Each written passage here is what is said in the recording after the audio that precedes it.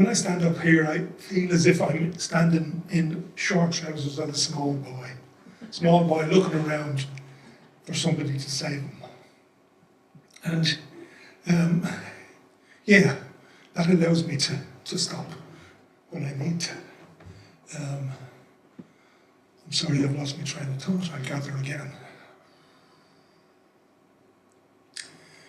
Yeah, during the 90s, way back in the 90s, and it is a long time ago now, I realised that I was struggling, and I ventured onto a programme written by a man called John Bradshaw, called The Inner Child. And there's a whole series of exercises, one of which took me, invited me to go back in my imagination to visit the place of my childhood. And I took it one step further, and I actually went back to my childhood home, and I walked up the footpath and I knocked on the door. And I told the woman who answered the door that I lived there as a child and that I just wanted to revisit and remember. And having done that, I took little Shay by the hand and walked back down the footpath. And I've had him with me since. There was a time when he needed lots of protection and minding.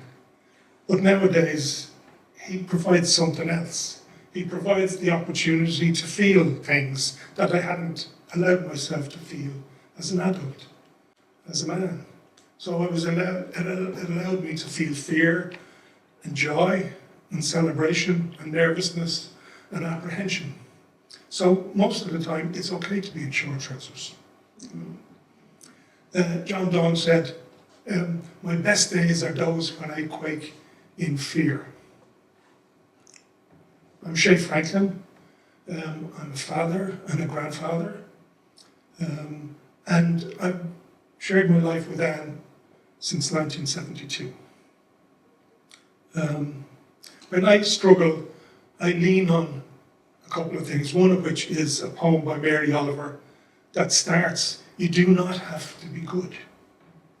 And when I read that first, it really landed on me, because everything I knew, everything I learned, told me, well, I did have to be good. I did have to strive. I did have to put in the effort, and I did have to succeed. I have a memory as a small boy, about 10 or 11, standing at the blackboard in St. Vincent's CBS Glasnevin, doing Pythagoras, the square and the hypotenuse is equal to the sum of the squares of the other two sides. And it was in Irish, because it was an Irish language school. So I was good, and I did get good. When I grew to be a man, I realised that, well, I actually had to be good as well. I had to keep being good. I had to strive. I had to succeed. I had to be successful, make a living, do exams, and learn things, and manage.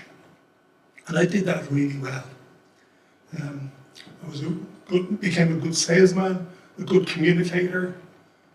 I built a career in advertising for 20 years, and until I could no longer do that work, I could no longer put the energy, time and insight into getting it right all the time.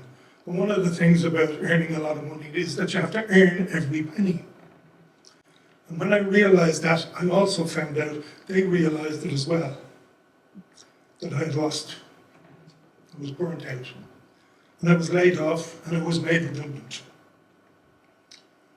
I hate that word. It still hits me. Redundant. What does it mean? It means thrown away, really. Since then, and that's 20 years ago now, I've been working as what I describe as a support worker. Though I never had a job, and I never really had a title, but I did have work. Sitting with men, supporting men, and creating a space to be with men, where men could be with themselves, where they could manage themselves and sort themselves out. Kind of. It's never really successfully sorted, because it's a job that continues on and on and on. But we had a structure where we set out guidelines that said, Not you do not have to be good, which says you do not have to follow the rules that you learned as a small boy and as a young man. You do not have to compete with another man. Right? You do not have to hide struggle and pain. You can show it.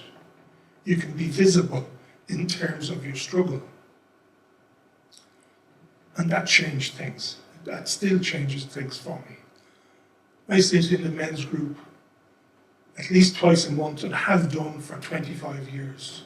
It's part of me stepping from one day to the next, knowing, acknowledging how I am, knowing how I am, and just living in that day and staying well from day to day.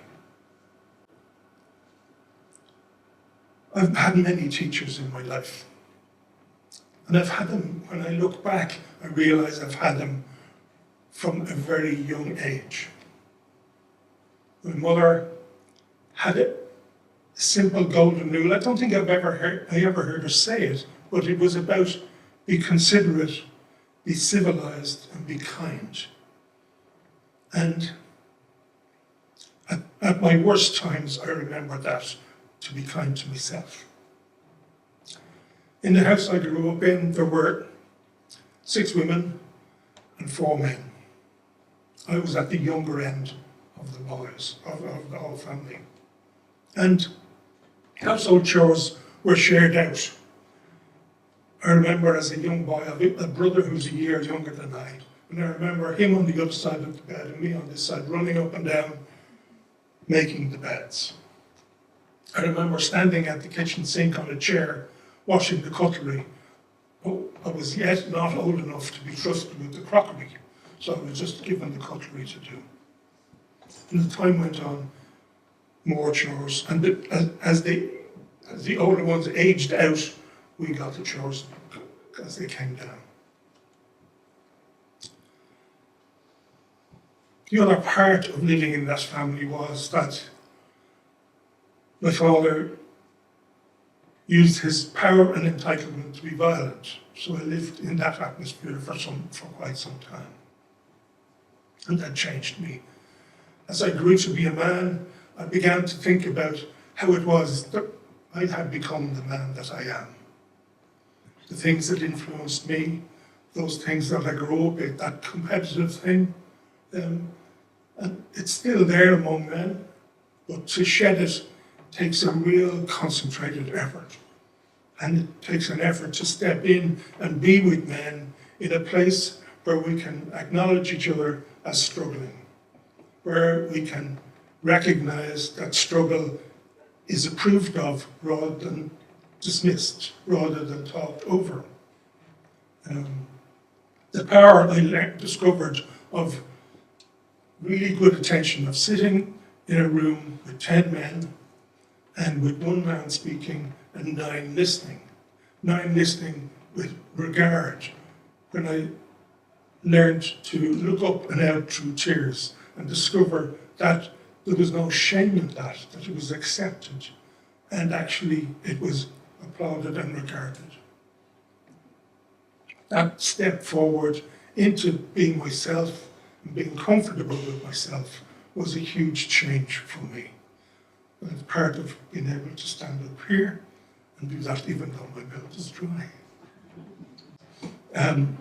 We put this title on this work and we call it Contradicting Male Gender Conditioning. All the things that we've been taught to be a man was contradicted. Slowly but surely we showed that it wasn't necessary to our lives.